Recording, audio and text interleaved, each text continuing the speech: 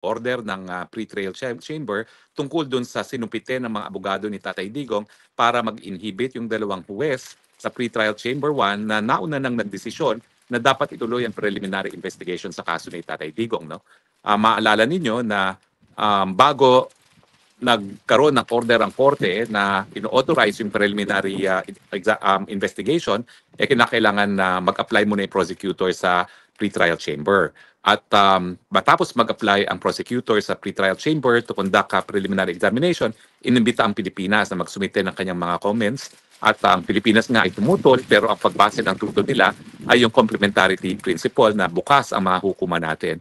At halos wala namang sinabi tungkol dun sa jurisdiction. Yung jurisdiction na sinasabi natin, ito po yung nagsimula ang preliminary investigation matapos ng 2 taon, matapos tayong mag-deposit ng instrument of withdrawal.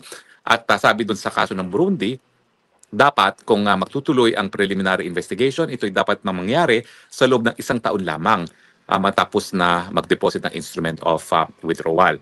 Now, nung Mayo 1, ika-50 araw ng pagkakaaresto ni Tatay Digong, sa wakas nga po ay nagsumite ang mga abogado ni Tatay Digong ng challenge dun sa jurisdiction ng hukuman base dun sa sinasabi natin, no, na too late na yung preliminary investigation na hiningi nila dahil ito ay nasa 2 taon na.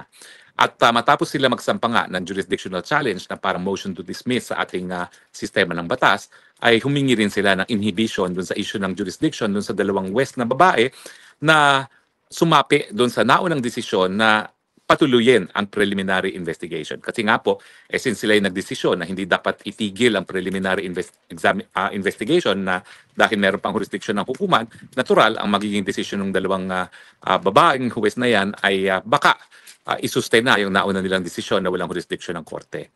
Binasura po ng korte yung motion ng mga abogado ni Tatay Digong na mag-inhibit yung 2 huwes. Pero ang dahilan naman po, kasi ang hiningi nila, yung presidente, before the president na dapat mag-inhibit yung 2 huwes.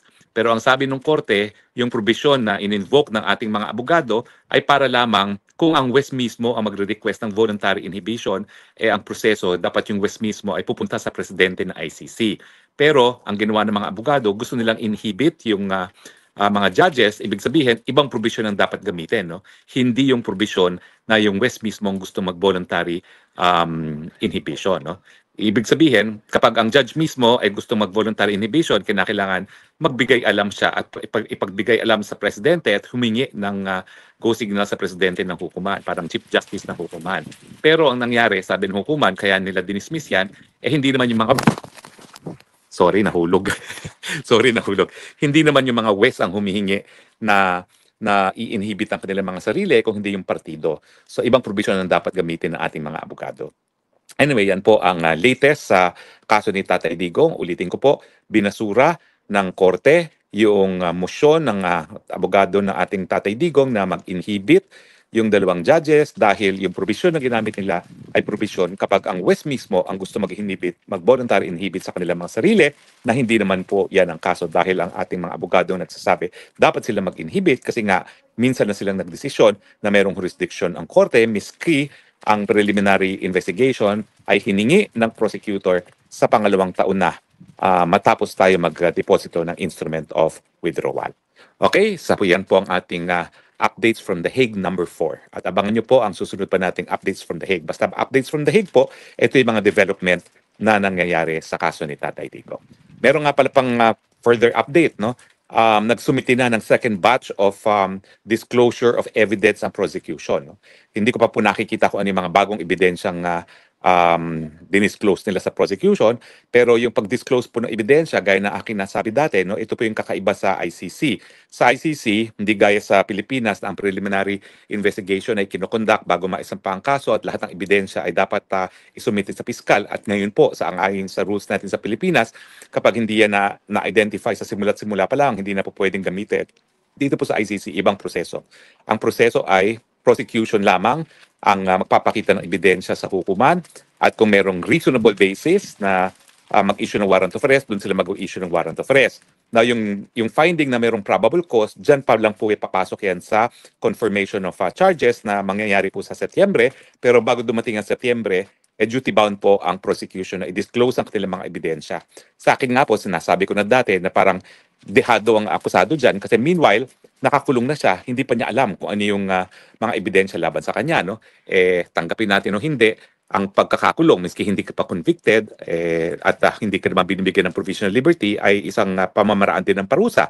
So, dehado yung akusado kasi napaparusahan na siya, miski wala pa namang kahit anong ebidensya na na-disclose sa kanya. Pero yan po talaga nakasaad sa Rome Statute at yan po talaga ang sistema sa ibang bansa, hindi lang po sa Europa, kundi pati na rin sa Amerika, no? Kung saan isang grand jury naman o yung mga ordinaryong mamamayan ay tatawagin ng prosecutor at tatanungin kung mayroong probable cause at magugulat na lang ang akusado dahil matapos ang grand jury, magdidesisyon ng grand jury kung mayroong probable cause. No? Pero kulong ka muna bago malaman kung ano yung ebidensya laban sa'yo. No? Ganyan yung sistema ng mga kaputian na nakasanayan nila. No? Sa atin, hindi ganyan talaga. No? Pero wala tayong magagawa. Ganyan talaga yung nakasaad na procedure. Sa akin, ang sinabi ko na nga, advantage niyan, yung pangangalap ng ebidensya, obligasyon ng prosecution kasama mga pulis. Ibig sabihin, ang biktima lang. Ang kakalap ng ebidensya, gobyerno. Ang maganda naman sa atin, every step of the way, bago pa makarating sa hukuman, alam na kung ano yung ebidensya.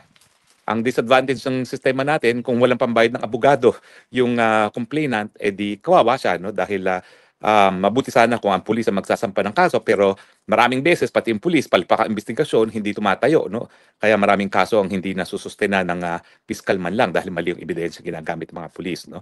So meron pala talagang mga plus and minuses, yung ganyan na tinatawag nating inquisitorial system na ginagamit ng ICC. So yan po yung dalawang updates natin. No? Binasura yung pag-inhibit dun sa dalawang huwes na nauna nang nagsabi na mayroong jurisdiction ng hukuma dahil nga po ang sinumbitin natin ay parang motion to dismiss on the basis of lack of jurisdiction at nagkaroon na po ng second batch of disclosure of evidence. Ang isang pula ko pa dyan, hanggang ngayon marami pong redacted. Bakit naman sinasabi na ako ano yung basehan ng pag-issue ng warrant of arrest at sinasabi na sa hukuman na mayroong probable cause, bakit may mga ebidensya hindi pa rin pinagbibigay alam sa akusado? Diba? Parang hindi naman patas yun. Nakakulong ka na, tapos kinakailangan pang labanan na walang probable cause, and yet, hindi pa lahat ng ebidensya ay publicly disclosed no, sa akusado mismo. Okay? So ito pong pang-apat nating report from The Hague. At huwag po kayo mag-alala kapag mayroong mga developments pa sa kaso, i-report din po natin yan sa susunod na report from The Hague. Maraming salamat po. Ito po ang Spokes ng Bayan. Hanggang sa muli po.